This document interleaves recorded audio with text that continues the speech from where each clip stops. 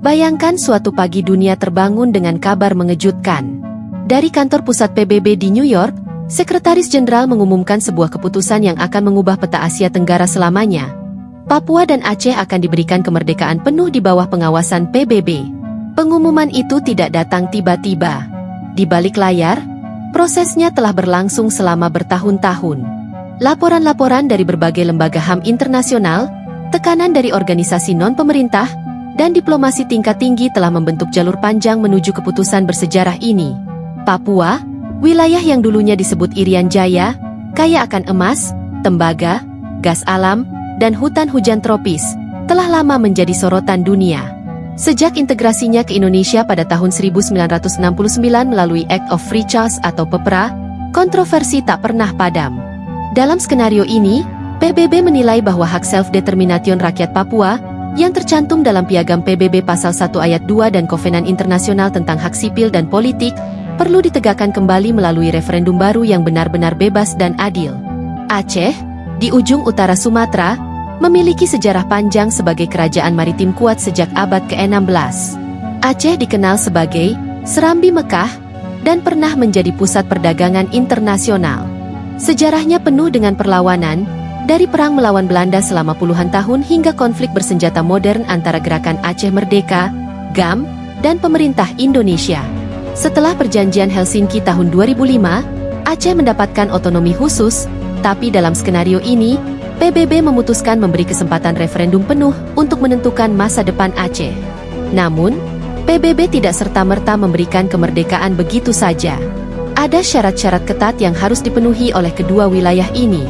Satu, referendum yang diawasi PBB dilaksanakan secara transparan, dengan akses media internasional, dan keamanan dijamin oleh pasukan penjaga perdamaian PBB, Blue Helmets. Hasil referendum harus menunjukkan mayoritas mutlak warga memilih kemerdekaan. 2. Perjanjian damai dengan Indonesia. Proses pemisahan dilakukan tanpa kekerasan, dengan kompensasi dan pembagian aset negara yang adil. 3. Pemerintahan transisi yang stabil dibentuk oleh tokoh-tokoh lokal dengan dukungan teknis dari PBB, memastikan keamanan, pelayanan publik, dan stabilitas ekonomi. 4. Rencana ekonomi jangka panjang untuk menjamin kemandirian. Papua dan Aceh harus menunjukkan strategi pengelolaan sumber daya alam yang berkelanjutan, diversifikasi ekonomi, dan pembangunan infrastruktur. 5. Pengakuan internasional. Setidaknya 2/3 anggota PBB harus mengakui negara baru tersebut agar bisa masuk sebagai anggota resmi. Proses ini memakan waktu bertahun-tahun. Selama periode transisi, pasukan penjaga perdamaian PBB ditempatkan di Jayapura, Timika, Banda Aceh, dan Lhokseumawe. Bendera baru mulai dikibarkan di sekolah-sekolah, mata uang baru diperkenalkan, dan konstitusi negara baru disusun melalui sidang rakyat. Dunia pun terbelah. Sebagian negara mendukung, melihat ini sebagai langkah demokrasi dan penegakan hak asasi manusia. Negara lain menolak, khawatir ini akan memicu gerakan separatis di wilayah mereka sendiri. Media internasional menyoroti setiap detail prosesnya, dari sidang PBB, wawancara warga lokal, hingga debat panas di Dewan Keamanan. Namun, tantangan terbesar justru datang setelah kemerdekaan. Papua, meski kaya sumber daya, harus menghadapi risiko korupsi, perebutan kekuasaan, dan ancaman disintegrasi wilayah. Infrastruktur minim, akses pendidikan terbatas, dan ketergantungan pada ekspor tambang menjadi pekerjaan rumah besar.